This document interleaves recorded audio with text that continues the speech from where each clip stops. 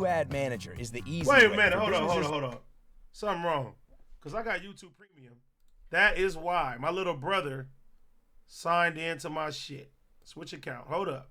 So about to say. Information in this video is alleged and stated in published articles and social media posts. This is not of the opinion of Swamp Stories and is not to be taken as a fact. Welcome back to another episode of Swamp Stories. For this episode, we dive into the upbringings of your favorite rappers. But before we get into it, make sure to leave a like and subscribe if you're new. You can also follow the Instagram page as well, where you can request videos. First, let's talk about why this even matters. But in order to do so, let's head back to the start of hip-hop music. Back in the 1970s, hip-hop music was an expression from the inner cities of New York, and every region of the US had their own style and adaptation of hip-hop music. Whether it was the West Coast, the East Coast, or the Deep South, all of these regions had one thing in common. Hip-hop music came from the streets. Authenticity was everything as a rapper, and that theme would continue for a long time. Your music had to represent your actual life and experiences, or else it was not going to be accepted. But over the last couple of decades, things have really changed. The rules no longer matter when it comes to authenticity. It's either that no one cares, or maybe people simply don't know that their favorite rapper is not who he claims to be. It could be a little bit of both, but I think the real reason for this is that rap music has a bigger audience than it ever has before. Chances are that Colton in Iowa can't tell the difference between Drizzy Drake and Pooh Shiesty. So what I'm saying is that suburban rap is a product of a suburban audience. But let me be clear, there is no problem with suburban rappers, as long as they're not trying to be something that they're not. And that's why this list will not include guys like Drizzy Drake, Childish Gambino, or Jaden Smith. This list will only include rappers that did not grow up around the life that they rap about. And that brings me back around to the original question. Why does this even matter? Who cares if the rappers are authentic as long as they're making good music? Well, I have one big issue with this, so hear me out. You are perpetrating an image to the youth that you are not willing to pay the consequences for. The lifestyle that you're glorifying in your music will influence kids who actually live in the places where they can pay the price for it. Meanwhile, you're making millions while you live in your gated community 40 minutes away from the city. Like, think about it. Those who actually grow up in these crazy environments have to mature at a young age and do what they can to survive. A lot of times, people become products of their environment. So a person who was raised in the suburbs and never had to worry about anything around them, they want the glory of the life that others had no choice but to live. That doesn't sit right with me. Swamp Stories is not going for it.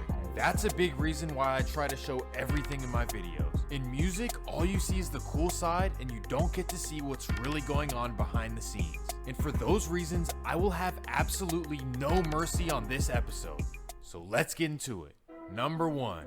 The Migos. And I'm from the north side of Atlanta, from the north, you know what I mean? We battle through injuries, we battle through all type of scars on war wounds, so. But we from the north of Atlanta, so I'm saying that's where Mecca.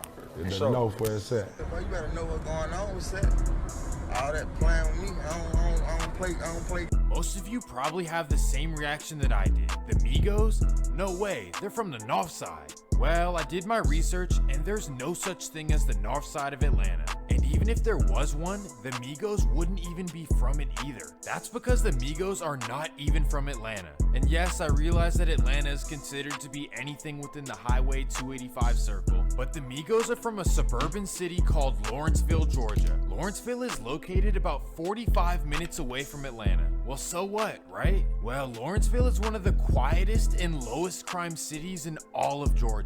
In fact, Gwinnett County has a homicide rate of just 3 per 100,000. That's over 10 times lower than the city of Atlanta, where the rate is 33 per 100,000. So it's safe to say that the famous trap stars grew up very, very far away from the trap. But you know what? Everyone has a different story, so this doesn't necessarily mean anything, right? Well, let's take a deep dive into the history of the Migos. Well, after doing some research and reading plenty of articles and public records, I found some very interesting information. Let's start with Offset. His birth name is Kiari Cephas and he grew up in a nice subdivision in Lawrenceville, Georgia. According to multiple news articles and Facebook profiles, his mother and stepfather are both graduates of Florida A&M University. And on top of this, his stepfather is a successful real estate agent and home renovator. He's even quoted as saying that Offset talks street in his interviews interviews, but he doesn't talk like that when he comes home. He would also go on to say that being from the streets is part of his career narrative, but his stepfather wasn't the only one to say something like this. An Atlanta hip-hop producer was even quoted as saying that the Migos are a media stunt. So you know what? Still, maybe this wasn't enough to convince you. Well, then I came across a video of Offset as a backup dancer for Whitney Houston and TLC. You guys can make your own judgments on him. And again, all of this is on the internet if you guys think I'm lying.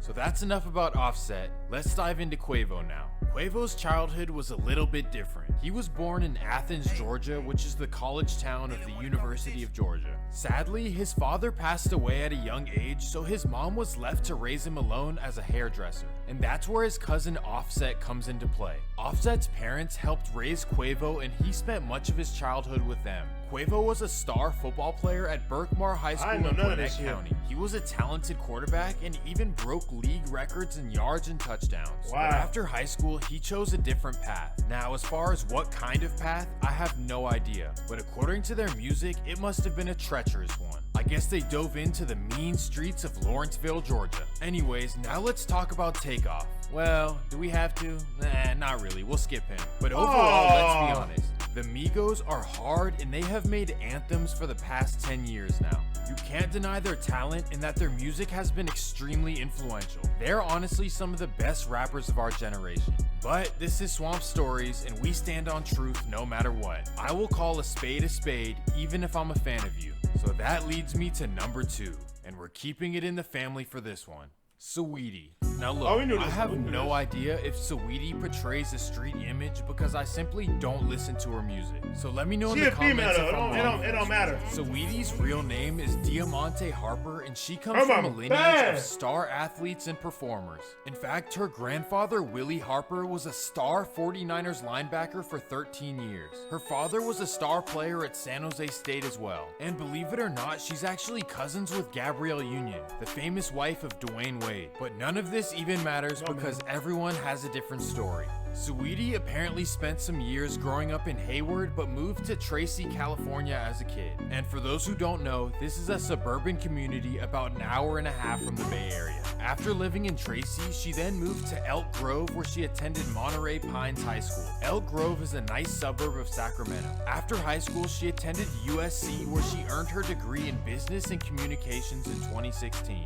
Now look, I'm not going to accuse her of being an industry plant because truly I don't know.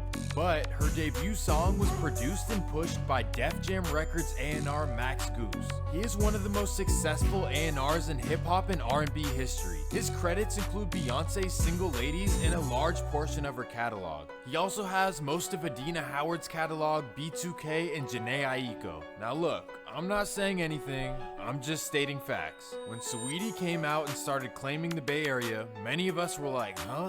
Who is this? We definitely had never heard of her before, but there is a rapper in San Francisco who claims to just look at his shirt.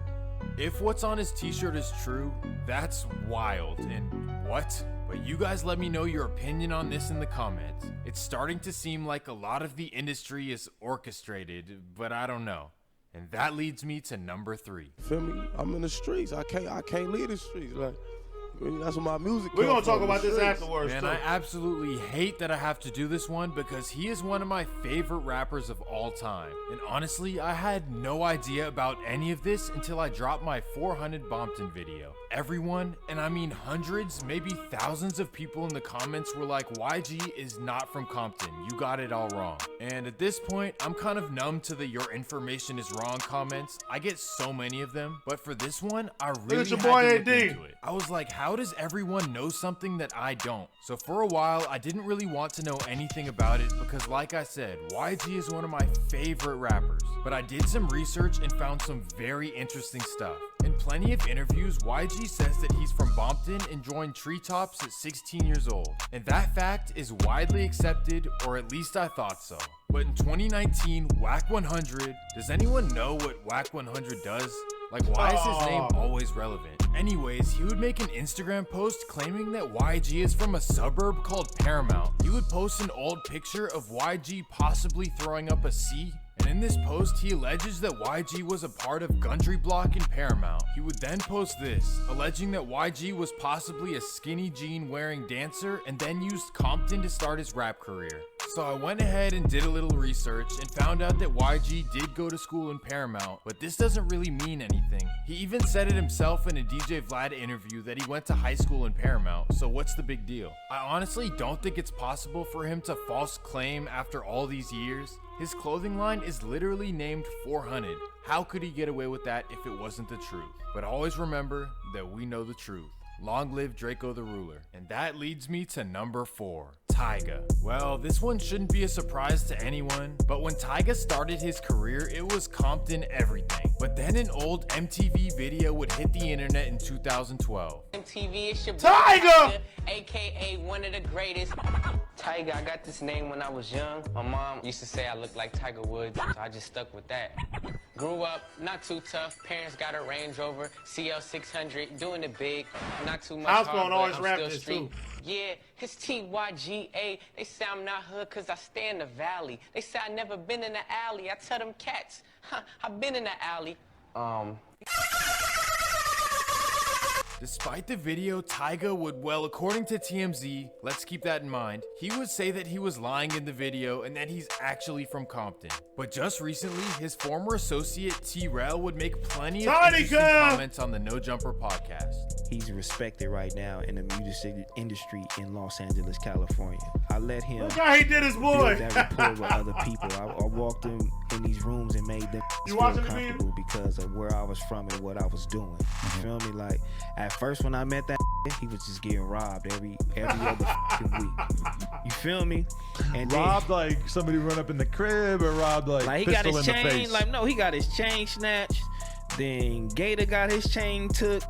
Then, you know, it was just too much. It was too much on the internet already, like YouTube. Well, at the end of the day, he wins, he's rich, he's successful, so it all worked out. Just like everyone else on the list, they are laughing their way to the bank, and I will not hate on that. I just wish they didn't have to perpetrate a street. All right, we can talk about that. I don't know about everybody on that list, but I knew YG when YG was 16, 17. He was banging Treetop Paru. He always been banging Treetop. You feel me? He's official. His homies is official. You can't smut that nigga name on there. I don't know about everybody else. But I know personally that nigga used to bang that. And how do I know that? Because me and YG used to make diss tracks to each other back in high school. And he banged Treetop on me. You feel me? We was going back and forth on some shit. You know what I'm saying? AD about to hear it in the group chat. It's like AD co-sign everybody, bro. You said what? I said you co-sign everybody. Nigga, this is facts. You co-sign everybody. You didn't even know me back then. You still co-sign everybody. So if a nigga when we was in high school was banging Treetop against me, Is and I had Tyga a problems real with nigga? it, Is Tyga a real nigga? I didn't say Tyga. I I'm said asking you. YG. I'm asking you. Is Tyga not from Compton? Is he a real nigga? I don't know Tyga from a can of paint. I don't know that nigga. I know him now. Where Tyga from? Tyga from fucking like the Valley or Gardena or something like that. Tyga's not from Compton. The Valley. I'm from the Valley. I live in the alley. Tyga's not from Compton. I can only keep. I'm just it making G sure, bro. What I I know. know you start doing all this weird co-signing shit. No, I just gotta keep it real. No, fucking YG. I'm talking about Tyga though. I don't know. I never met Tyga until Tyga was rapping. I remember when he came out and they say he was from Compton. We was like, fuck no, he not from Compton. T-Rail introduced that niggas to the real niggas. I'm gonna say that. Yeah. Cause we was outside. Me and my niggas, we was running the streets. We didn't know Tyga. You feel me? I ain't never ran into Tyga in the streets. Shout out to T-Rail, man. T-Rail's a real nigga. Tiny Cuz is a real nigga.